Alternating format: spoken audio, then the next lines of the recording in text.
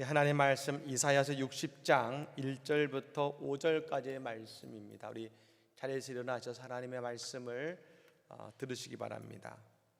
구약성경 1041면입니다. 일어나라 빛을 발하라. 이는 내 빛이 이르렀고 여호와의 영광이 내 위에 임하였음이니라. 보라, 어둠이 땅을 덮을 것이며 캄캄함이 만민을 가리려니와 오직 여호와께서 내 위에 임하실 것이며 그의 영광이 내 위에 나타나리니 나라들은 내 빛으로 왕들은 비치는 내 광명으로 나아오리라. 내 눈을 들어 사방을 보라. 무리가 다 모여 내게로 오느니라. 내 아들들은 먼 곳에서 오겠고 내 딸들은 안기어 올 것이라. 그때에 내가 보고 기쁜 빛을 내며 내 마음이 놀라고 또 화창하리니 이는 바다의 부가 내게로 돌아오며 이방 나라들의 재물이 내게로 옴이라. 아멘. 주님의 말씀입니다. 잘 앉으시기 바랍니다. 우리 지난주 암송 말씀 갈라디아서 5장 1절 말씀 우리 다 같이 한번 이 자리에서 암송해 보겠습니다. 시작. 그리스도께서 우리를 자유롭게 하려고 자유를 주셨으니 그러므로 굳건하게 서서 다시는 종의 멍에를 매지 말라. 아멘. 갈라디아서 5장 1절 말씀입니다. 감사합니다. 이번 주 말씀 이사야 60장 1절 말씀을 같이 한번 읽어보겠습니다.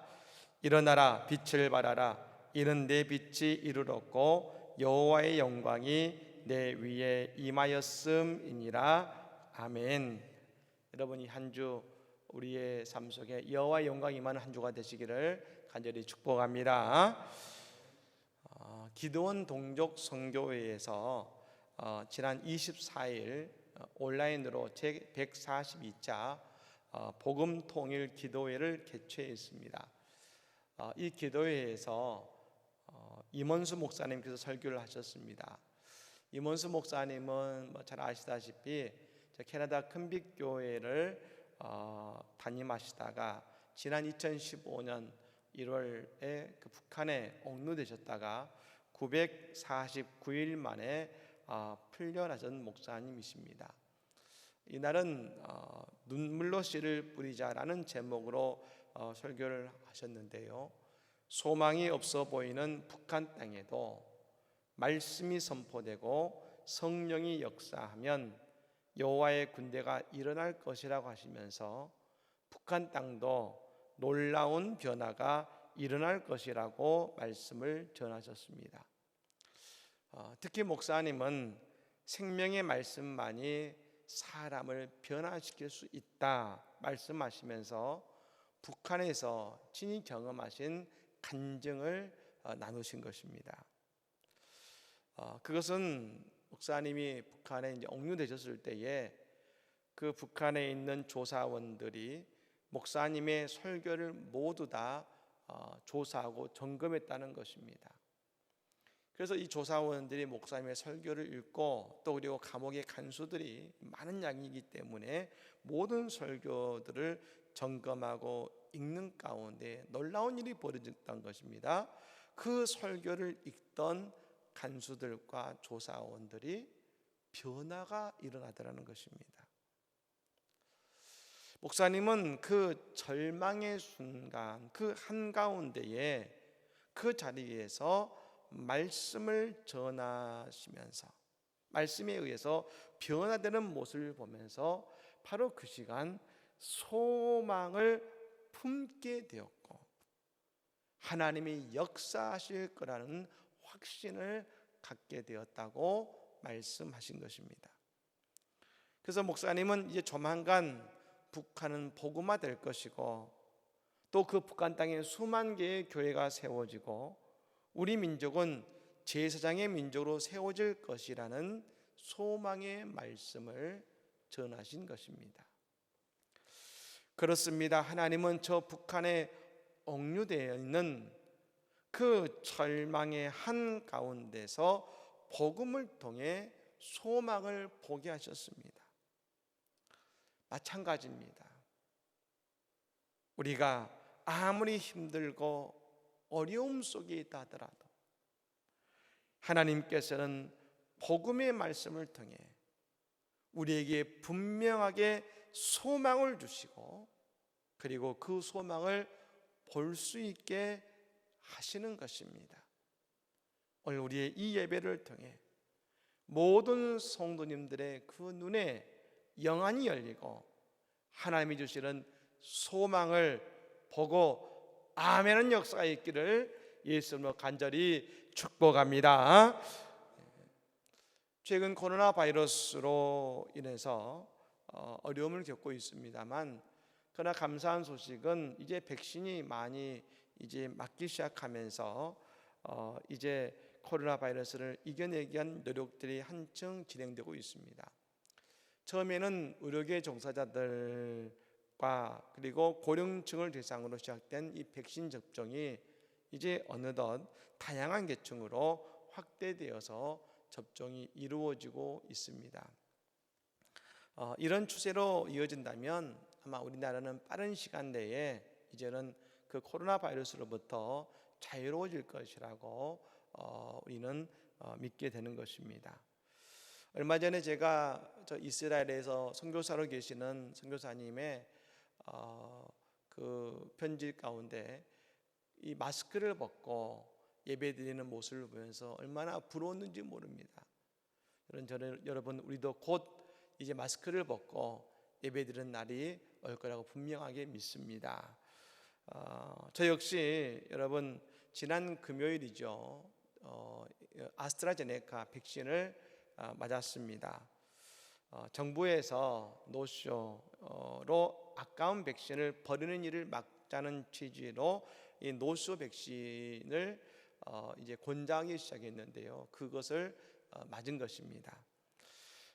여러분, 그동안 교회 내 코로나의 안전을 위해서 3번이나 그동안 코로나 검사를 우리 교육자와 직원들과 함께 했었습니다만 이제 더 이상 코로나 검사를 하는 일이 없었으면 합니다. 그런데 이런 백신을 맞고서 한 3일 정도는 참 몸이 힘들었습니다. 금요일 날 맞았기 때문에 지난 주일 그리고 월요일까지는 좀 몸이 많이 힘들었었습니다. 근데 여러분, 신기하게 3일이 지나자 이 맞은 부위의 통증도 사라지고 몸도 통증이 깨끗하게 사라졌습니다. 이제 곧 이제 코로나 바이러스에 항체가 생길 것입니다만 저는 이 백신을 맞고 또 통증을 느끼면서 그런 생각이 들었습니다. 하나님께서 우리에게 우리의 삶에서도 백신을 사용하신다는 생각을 갖게 되었습니다. 우리가 새로운 일을 시작하면서 우리가 다양한 환경으로 나아갈 때 무엇보다도 하나님께서 우리를 향해 새로운 꿈을 꾸기 시작하실 때 하나님께서는 우리에게 먼저 하나님의 백신을 맞게 하십니다.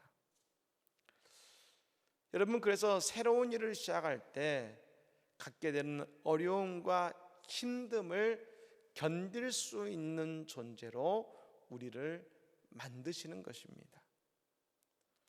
근데 여러분, 백신은 맞고 나면 통증이 있고 힘이 듭니다. 3일이라는 통증이 있습니다. 근데 여러분, 그 백신이 주는 힘듦은 우리의 인생의 항체를 만들어서 진짜 어려움을 이기게 하신다는 것입니다.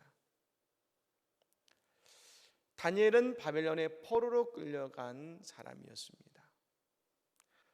그리고 나중에 이 바벨론과 페르시아의 총리가 되었습니다만 다니엘은 총리가 된 이후에도 수많은 죽음의 위기를 넘겨야 했습니다.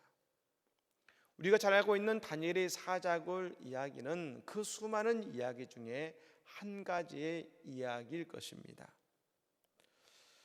근데 여러분, 다니엘은 이미 예방주사와 같은 일을 겪었습니다. 그것은 포로로 끌려가는 아픔을 겪은 것입니다. 근데 여러분, 다니엘은 그 아픔 속에서도, 그 힘든 속에서도 그것을 신앙과 믿음으로 이겨냈습니다. 그걸 버텨냈습니다. 그러자 그는 더 이상 절망하지 않고 어떤 삶의 자리에서든지 열심히 그의 삶을 살아갔습니다. 포로로 저 바벨론에 끌려갔으니, 이제 나라가 멸망했으니 이제 모든 것이 끝났어 라고 생각한 것이 아닙니다. 그 자리에서도 하나님 신앙을 가지고 더 열심히 살았을 때에 그는 바벨론의 총리가 되었습니다.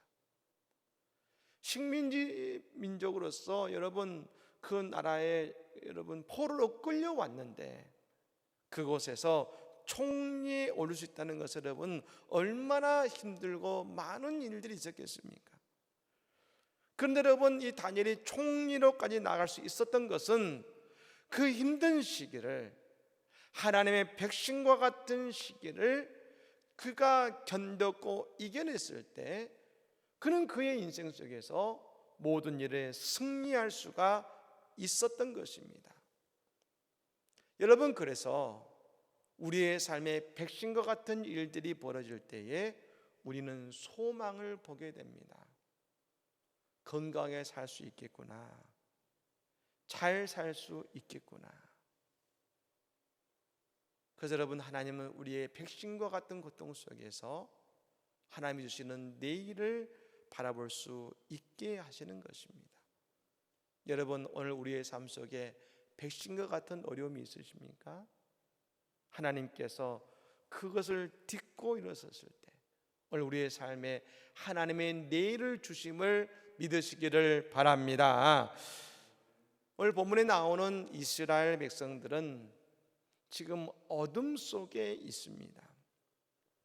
오늘 여러분 본문 2절의 말씀에 보면 그 어둠이 얼마나 힘들고 절박한지를 알게 됩니다. 2절 말씀에 이런 말씀이 나옵니다. 보라, 어둠이 땅을 덮을 것이며 캄캄함이 만민을 가리려니와.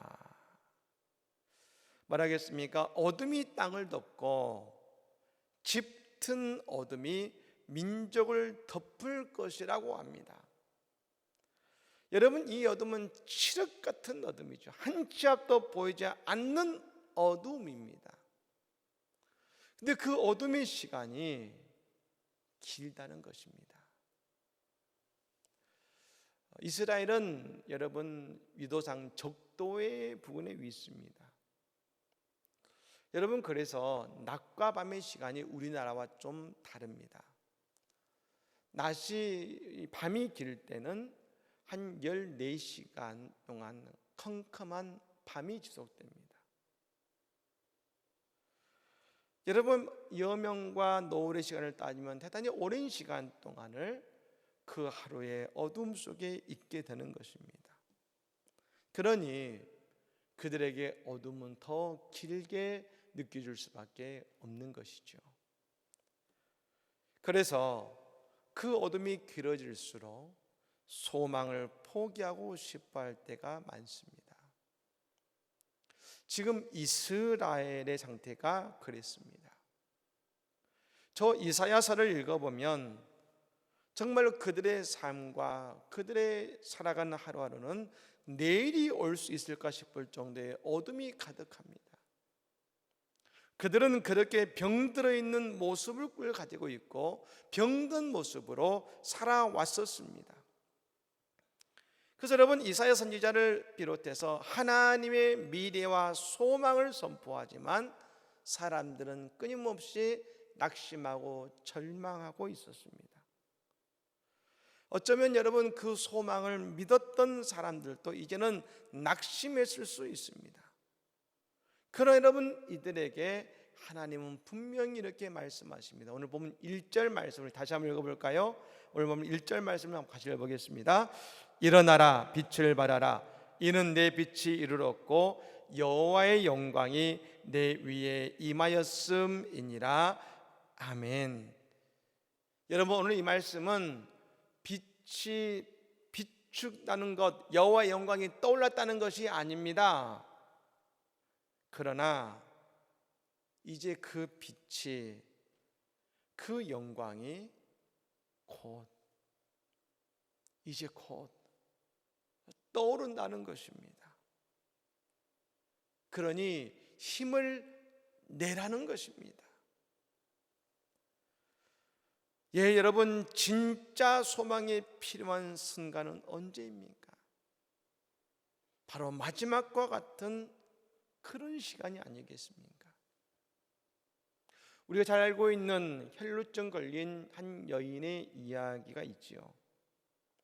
여러분, 12년 이상 혈루증을 앓았던 여인의 상태를 마가복음 5장 25절 이하에 이렇게 설명해 주고 있습니다. 12회를 혈루증으로 앓아온 한 여자가 있어 많은 의사에게 많은 괴로움을 받았고 가진 것도 다 허비하였으되 아무 효험이 없고 도리어 더 중하여졌던 차에, 이 여인은 이제 병이 더 중해지고 더 이상 소망을 이야기할 수 없을 때가 된 것입니다. 그녀의 인생이 이제 막바지에 다다른 것이죠. 근데 여러분, 그때에 예수의 소문을 듣게 된 것입니다. 그리고 그녀는 예수님을 향해 나아가게 된 것이죠. 여러분, 이 여인은 믿음의 여인이었습니다. 어떻게 알 수 있을까요? 예수님께서 이 여인을 향해서 마지막에 이렇게 말씀하셨습니다. 마가복음 5장 34절의 말씀이죠. 예수께서 이르시되 딸아, 내 믿음이 너를 구원하였으니 평안히 가라. 내 병에서 놓여 건강할지어다. 예수님은 이 여인을 향해 말씀하셨습니다. 너의 믿음이 너를 구원했다고 했습니다. 여러분, 믿음이 있다는 것은 이 여인이 우리에게 보여줍니다. 믿음은 마지막까지 하나님을 믿는다는 것입니다. 여러분, 사실 이 여인은 예수님께 나아왔지만 예수님의 소문을 듣고도 포기할 조건들이 정말 많았습니다. 먼저 그녀는 12년 동안 병을 앓아와서 제대로 걷기도 힘든 상태였습니다. 그러니 내가 걷기도 힘든데, 나를 부축해 줄 사람도 없는데 예수님께 가기 어려워라고 생각할 수 있습니다. 또 연히 생각할 때 그렇게 능력의 예수님이라면 수많은 사람들이 몰려올 텐데, 내 귀에 들릴 정도면 많은 사람들이 몰려올 텐데 내가 예수님께 다가갈 수 있겠어? 어렵겠지 하고 포기할 수 있었을 것입니다. 그리고 모세의 율법에 그녀처럼 부정한 사람은 다른 사람을 절대 만져서는 안 된다고 되어 있습니다. 그런데 그런 그녀를 예수님이 고쳐주실까? 나처럼 부정한 여인을 예수님이 고쳐주실까? 갔는데 안 고쳐주시면 어떡하지? 이 여인은 포기할 수 있었습니다. 이 여인은 포기할 조건이 너무나 많았습니다. 하지만 이 여인은 포기할 조건을 본 것이 아니라 오직 한 가지 믿음으로 나아갔습니다. 예수님께서는 분명히 자신을 치유해 주실 거야. 그리고 생각하죠. 능력의 예수님이라면 그 수많은 사람들이 만나서 내가 예수님을 앞에 말 한마디 못한다 할지라도 그 능력의 예수님이라면 내가 그 옷자락이라도 만지면 내 병이 나을지 몰라. 그러니 예수님께 가자. 그 어둠 속에서, 그 절망의 끝에서 이 여인은 소망을 가지게 된 것입니다.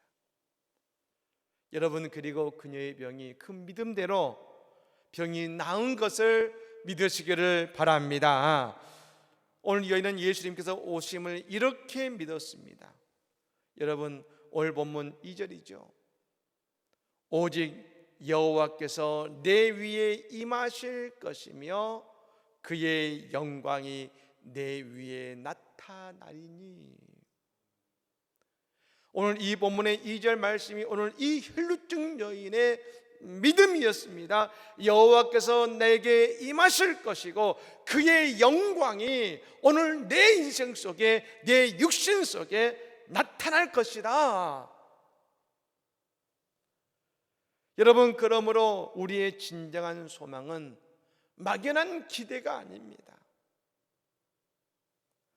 바로 예수님께서, 주님께서 나에게 오심이며 나의 인생을 덮는 은혜가 임하는 것임을 여러분 믿으시기를 바랍니다. 여러분, 우리는 생각하게 됩니다. 지금 어려운데 조금만 더 빨리 오시면 안 될까? 조금만 더 빨리 오시게 할 수 없을까? 근데 여러분, 하나님의 소망의 빛이 조금 더 빨리 오는 하나의 사건이 성경에 나옵니다. 사도행전 12장의 베드로 사도의 이야기입니다.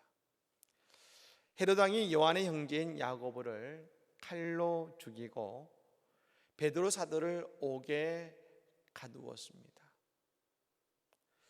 그리고 여러분, 그 베드로를 옥에 가두고 군인 4씩 4패로 맡겨서 베드로를 지키게 했습니다. 쇠사들에 묶었습니다. 그 여러분, 꼼짝을 할 수가 없는 것이죠. 그 밤이 되어서 너무나 지친 베드로가 여러분 잠이 들었습니다. 아직 한밤중입니다. 한밤중. 아직 때가 아닌 것 같습니다. 여러분, 사도행전 12장 7절에 이런 말씀이 나옵니다. 호련히 주의 사자가 나타나매 옥중의 광채가 빛나며 또 베드로의 옆구리를 쳐 깨워 이르되 급히 일어나라 하니 쇠사슬이 그 손에서 벗어지더라. 베드로가 여러분 지금 나갈 준비가 된 것이 아닙니다. 아직 베드로는 제대로 기도도 하지 못했습니다. 아직 새벽의 빛이 온 것도 아닙니다.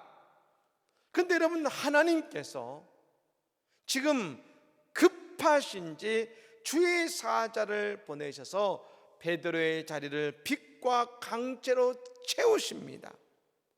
그리고 그의 묶여진 것을 다 벗기십니다.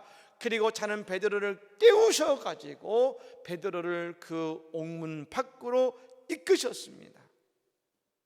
여러분, 왜 하나님은 그렇게 갑작스럽게 급하게 일하셨을까요? 사도행전 12장 5절의 말씀에 그 이유가 나옵니다. 이에 베드로는 옥에 갇혔고 교회는 그를 위하여 간절히 하나님께 기도하더라. 베드로는 기도할 겨를도 없었습니다. 그 요한의 형제 야고보가 죽는 것을 보면서 그는 여러분 어찌할 줄 모르고만 했습니다. 내일도 모르겠습니다. 기도할 수 없을 때, 기도할 수 없을 때, 그때 옆에서 그를 위해 기도하는 하나님의 교회가 있었습니다.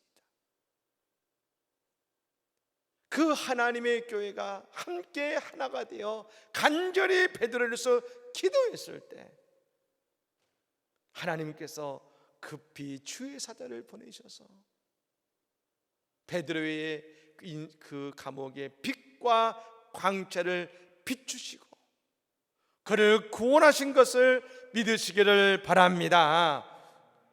오늘 여러분, 특별히 오늘 찬양이 얼마나 은혜가 되는지 모릅니다. 기도할 수 있는데 왜 걱정하십니까? 어려운 때 하나 되어 기도하면 절망의 오늘 우리의 인생에 주의 광채가 오늘 베드로 사역이 임한 것처럼 우리에게 임함을 믿으시기를 바랍니다. 마지막으로 여러분, 우리는 어떤 상황이라 하더라도 믿음의 눈으로 앞을 볼 수 있어야 된다는 것입니다. 여러분, 오늘 본문 4절 5절 말씀 같이 읽어볼까요? 오늘 말씀이 내 말씀이 되길 바라면서 같이 한번 읽어보겠습니다. 내 눈을 들어 사방을 보라. 무리가 다 모여 내게로 오느니라. 내 아들들은 먼 곳에서 오겠고 내 딸들은 안기어 올 것이라. 그때 내가 보고 기쁜 빛을 내며 내 마음이 놀라고 또 화창하리니 이는 바다의 부가 내게로 돌아오며 이방 나라들의 재물이 내게로 옴이라. 아멘. 여러분, 우리가 믿음의 눈을 회복하게 될 때에 우리는 앞으로 회복되어질 모든 것을 바라볼 수 있는 눈을 가지고 꿈을 가지게 되더라는 것입니다. 내 눈을 들어 사방을 바라보라. 이것은 지금 오고 있는 것이 아닙니다. 그러나 여호와의 빛이 임하면 그것을 볼 수 있을 것입니다. 하지만 아직 그 빛이 임하지 않았지만 오늘 우리에게 소망이 있다면 우리는 그것을 볼 수 있고 믿음으로 바라볼 수 있고 믿음의 눈으로 회복을 볼 수 있다는 것입니다. 엘리야가 갈멜산에서 850명의 바알과 아세라의 제사장을 하나님의 불로 이겼습니다. 하나님의 불이 그에게 임했습니다. 그러자 엘리야는 바라보기 시작하고 들리기 시작했습니다. 큰 비의 소리를 듣고 3년간 가뭄이 일었던 그 땅에 다가올 비의 구름을 보았습니다. 그 비의 구름을 보고 어땠습니까? 그 산에 올라가 기도하기 시작했습니다. 그 엘리야의 사화는 봐도 보이지 않습니다. 하지만 하나님의 불을 경험한 엘리야는 하나님의 비의 소리를 들었고 하나님의 구름을 이미 보고 있는 것 아니겠습니까? 여러분, 오늘 우리에게 성령이 임하시고 여호와의 빛과 불이 임하면 우리는 그것을 볼 수 있게 되고 바라볼 수 있음을 믿으시기를 바랍니다. 토마스 에이스팅즈 목사님이 계십니다. 1800년도에 태어나셨던 이 목사님은 너무나 가난한 집에 태어나셔서 초등학교밖에 나오질 못했습니다. 뿐만 아니라 이분은 변백증이라는 이 질병을 가지고 태어났습니다. 그것은 뭐냐면 온 몸과 털이 하얗게 된 병이죠. 여러분, 이 변백증이 있는 분들의 특징이 뭐냐면 눈이 대단히 나쁩니다. 그래서 여러분, 책을 눈앞에 대어야 겨우 글자를 볼 수 있을 정도인 것입니다. 공부하지 못했고 몸도 약한데 이분에게는 하나의 꿈이 있었습니다. 음악을 좋아하고 음악을 통해 하나님께 영광을 돌리고자 하는 꿈이 있어서 어려운 환경 속에서 열심히 여러분 일을 하면서 돈을 벌고 그러면서도 스스로 독학으로 음악을 공부한 것입니다. 그래서 여러분 18살의 나이에 교회의 찬양대 지휘자가 되었고 23살의 나이에 학교에서 음악 교사로 일하게 된 것이고 30세가 되었을 때 찬양집을 그가 출간할 정도가 된 것입니다. 얼마나 노력했는지 우리가 알 수 있게 되는 것이죠. 그러던 이 목사님이 47살의 나이에 이제 눈이 더 나빠져서 기도 외에는 할 수 없는 처지가 된 것입니다. 근데 여러분, 더 이상 앞이 보이지 않아서 아무것도 할 수 없을 때, 더 깊은 어둠 속에 갇히게 되었을 때, 이 목사님은 진정한 예수의 빛을 만납니다. 세상의 빛을 잃어갈 때 천국의 빛을 보기 시작합니다.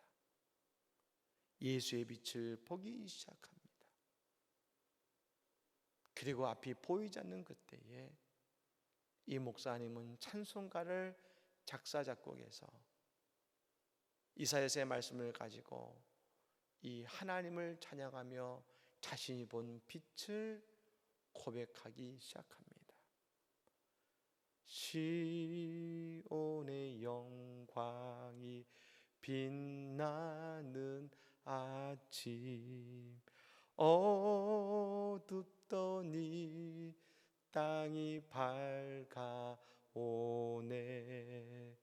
슬픔과 애통이 기쁨이 되니 시온의 영광이 비춰오네.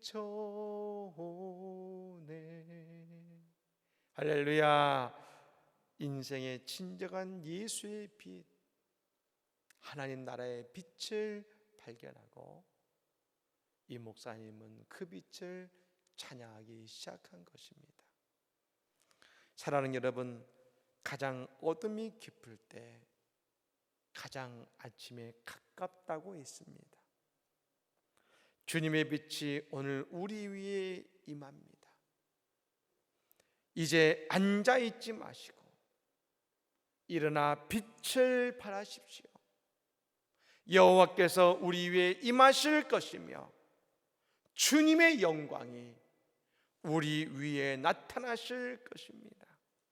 이 믿음으로 소망을 온전히 이루어가는 그 주님의 복된 빛을 바라보며 소망을 향해 믿음의 발걸음을 내딛고 그 소망을 온전히 이루어가는 복된 은혜의 삶을 살아가는 우리 모든 성도들이 다 되시기를 예수님으로 간절히 축복합니다.